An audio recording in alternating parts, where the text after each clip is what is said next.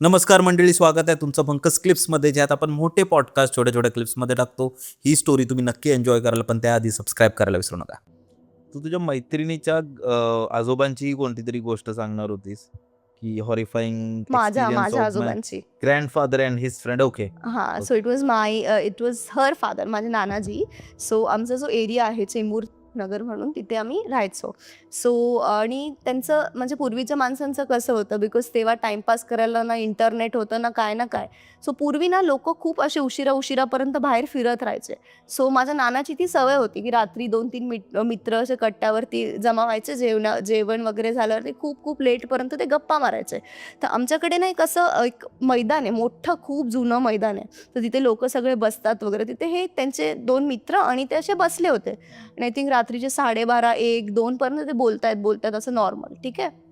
तेवढ्यात आहे ना, एक बाई आली त्यांच्याकडे. लेजिट ती व्हाईट कलरची साडी-बिडी घातलेली बाई आली आणि त्यांनी विचारलं, की "दादा, हे मला ॲड्रेस पाहिजे. मला इकडे जायचंय. ठीक आहे. मला दूध विकायचंय." म्हणजे तिच्या हातामध्ये दुधाचे ते थैल्या असतात ना, दूध आपण आधी विकायचो, तसं तिच्या हातामध्ये कार्टन होतं. मग माझे आजोबा बोलले, की "तू एवढ्या रात्रीचं कुठे जाणार? आता 2 वाजलेत ना, एवढ्या रात्रीचं त्या जागेवरती तू कुठे जाणार?" ती कुठला ॲड्रेस सांगत होती तुला माहिती आहे? घाटकोपर स्मशानभूमी जे आहे ना, त्याचा ॲड्रेस ती सांगत होती, की "मला बघा इथे आहे, घाटकोपरला आहे, तिकडे मला जायचंय दूध विकायला." तर माझे ग्रँडफादर वाज लाईक, "तिकडे दूध विकायला आता यावेळेला का जायचं तुला?" असं. मग त्यांचे जे फ्रेंड होते ना, ही गॉट टू नो की this is something not normal. So त्यांनी माझ्या आजोबांच्या कानात काहीतरी सांगितलं, की "हे असं-असं आहे. तू फक्त नॉर्मली बोल, घाबरू नकोस आणि आपण आपल्या-आपल्या घरी जाऊया." मग त्यांना कळलं, की हे काहीतरी नॉर्मल नाही. मग ती बाई ओके, थँक यू करून गेली पुढे, तिचं जे कार्टन ते उचलून. आणि माझे बाबा म्हणजे जे माझे नाना होते ते आले बिल्डिंगमध्ये परत घरी आले. दरवाजा वगैरे बंद केलं, सगळं झालं. आणि दुसऱ्या दिवशी ती जी लेडी होती ना, व्हॉटएव्हर दॅट लेडी वॉज, ती आमच्याच बिल्डिंगमध्ये राहणाऱ्या एका माणसाची वाईफ होती. सो तिने स्वतःला जाळून मारून घेतलेलं आणि मग तीच रात्री माझ्या बाबांना तिथे दिसली होती. पण त्या वेशामध्ये त्यांना ते लगेच असं आठवलं नाही, की हीच लेडी असू शकते का? असं. असं स्कॅरी एक्सपिरियन्स होता त्यांच्यावर रात्रीचा. पण हा, तू एक कुठच्या तरी कोकणातल्या एका बीच बद्दलही बोलत होतीस. हां, so this is about beach in Konkan. आता कोकणाचा तू असल्यामुळे तर तुला माहिती आहे, की तिथे काय फोकलोर्स आहेत आणि कशा-कशा स्टोरीज आहेत. कोकण आणि भूत हा विषय एकत्रच आपण मानलेला असतो, असं मला तरी वाटतं. सो हा एक्सपिरियन्स माझ्या एका फ्रेंडनी मला नरेट केला होता. तो असंच त्याच्या फ्रेंड्सबरोबर गेला होता कोकणला, बॉईज ट्रिप. सो तो कोल्हापूरहून निघालेला कारमधून कोकणला गेले होते फिरण्यासाठी. सो सकाळची वेळ होती, जास्त रात्र वगैरे पण नाही. आय थिंक 11:30-12 असे वाजले असेल. ते लोकं असे चिल करायला गेले होते बीचवरती आणि बीचवरती ना एक बाई म्हणजे खाली बीच तिकडे असा पार्टीवाला गोवा टाइप बीच नव्हता तो. खाली असा बीच असतो तसा होता हा, शांत. शांत बीच. सो तिकडे एक लेडी साडी-बिडी घालून बीचच्या मधोमध होती दुपारच्या वेळेला. असं कोण नसतं ना नॉर्मली. सो ती लेडी तिकडे होती, अशी पोहत होती त्या खाऱ्या पाण्यामध्ये एवढ्या उन्हामध्ये. त्या लोकांना ती जी साईट आहे ती थोडी विचित्र वाटली, की असं कोण पोहतं ना, means there is no family around her, nobody and that lady is swimming in her this thing. So माझा जो फ्रेंड आहे ते लोकं तिथे गेले विचारण्यासाठी म्हणजे काय आणि त्यांना बघून पोहत-पोहत किनाऱ्यावरती आली ती बाई बीचच्या. सो ती असंच बोलायला लागली, की "काय तुम्ही कुठून आला पोरांनो? काय करताय तुम्ही एवढ्या दुपारच्या वेळेला बीचवरती?" ते पोरं थिल्लरपणा करणारे. मग ते ते तिला विचारतात, "तुम्ही काय करताय एवढं दुपारी इथे बीचवरती एकट्या-एकट्या?" "नाही, मी इथेच राहते, मी इथेच असते. कधी ह्या बीचवर असते, कधी त्या झाडाच्या वर बसलेली असते." अशी ती त्यांच्याशी गप्पा मारते. तर माझा जो मित्र आहे, तो बोलला, की "तुम्ही पागल आहे का? तुम्हाला कळत नाही का, की ती may be she is not normal. May be she is possessed और शी इज अन एंटिटी हरसेल्फ. तुम्ही का बोलताय तिच्याशी एवढं? म्हणजे आपण इकडनं जाऊया."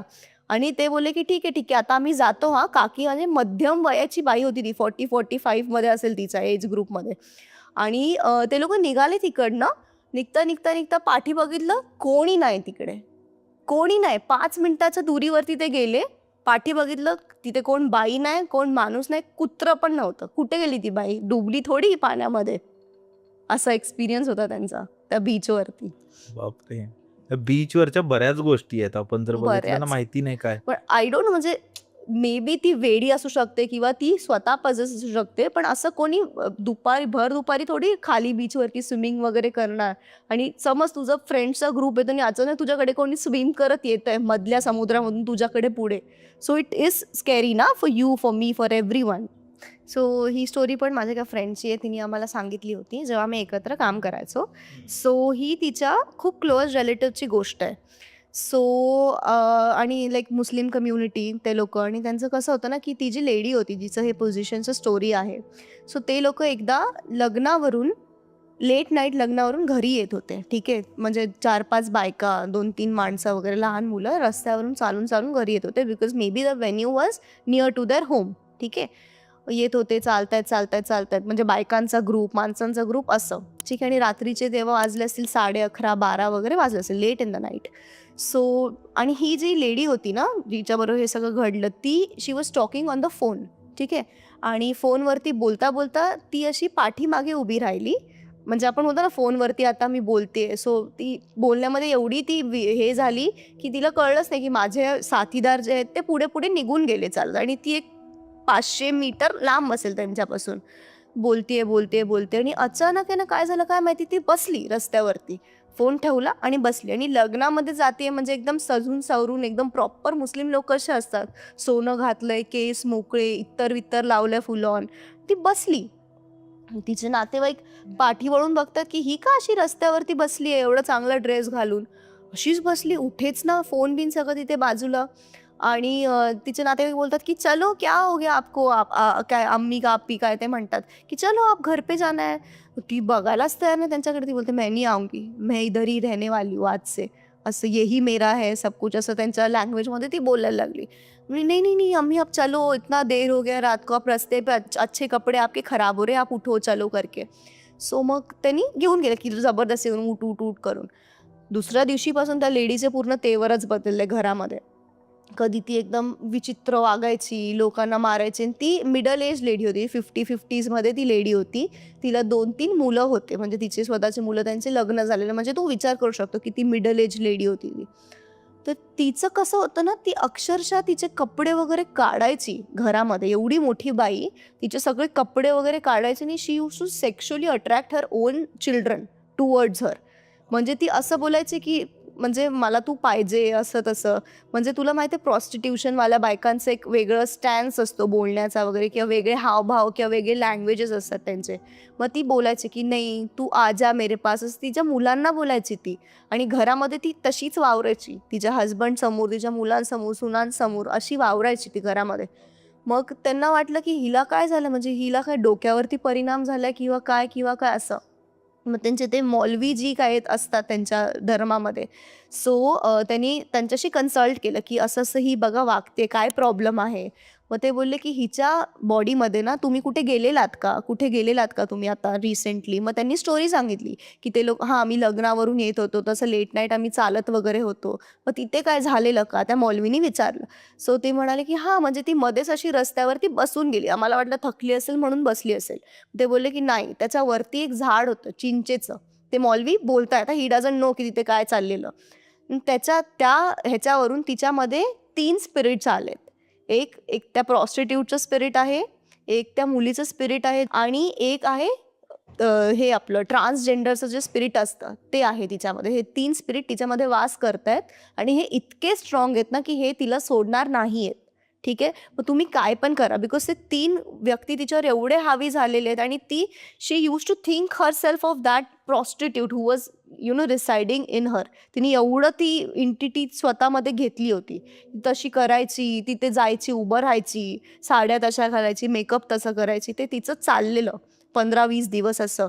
मग परत ती आजारी पडली, औषधं घेत नव्हती. ते सगळं जे आहे ना, ते पूर्ण 1 वर्ष चाललं त्यांच्या लाईफमध्ये.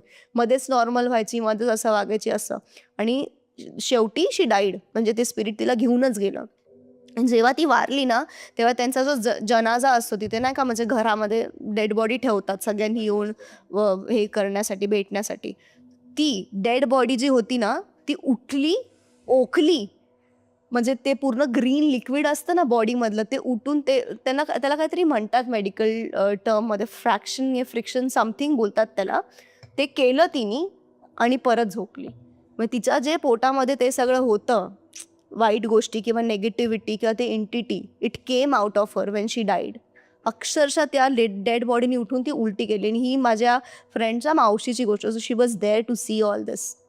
आणि जेव्हा तिने ही गोष्ट आम्हाला सांगितली ना, आम्हाला त्या दिवशी वॉशरूमला पण जायला भीती वाटत होती. एवढं खतरनाक होतं ते. डेंजर असतं काहीतरी ते फ्रिक्शन असं काहीतरी बोलतात गं हॉस्पिटलमध्ये पण कधी कधी कोणाची अशी डेथ वगैरे होते ना. So before that person actually dies and there is the काहीतरी आपल्या बॉडीमध्ये सिग्नल्स असतात, काहीतरी सर्किट्स असतात जे थोडेसे शिल्लक असतात. इलेक्ट्रोमॅग्निफाईक एनर्जी असं काहीतरी असते आपल्या बॉडीमध्ये. मग ते फ्रिक्शन होतं असं. तर बघ पेशंट मरत पण असतो ना, तर आम्ही त्याला जेव्हा CPR देतो त्या CPRच्या फ्रिक्शन्समुळे किंवा कशामुळे the life can come back असं. मग ते तसं असतं. मंडळी, जर तुम्हाला ही स्टोरी आवडली असेल तर डिस्क्रिप्शनमध्ये आम्ही पूर्ण एपिसोडची लिंक टाकलेली आहे, तो चेकआउट करायला विसरू नका. त्यात अशाच प्रकारच्या भरपूर स्टोरीज अवेलेबल आहेत. आणि हां, सबस्क्राईब करायला विसरू नका.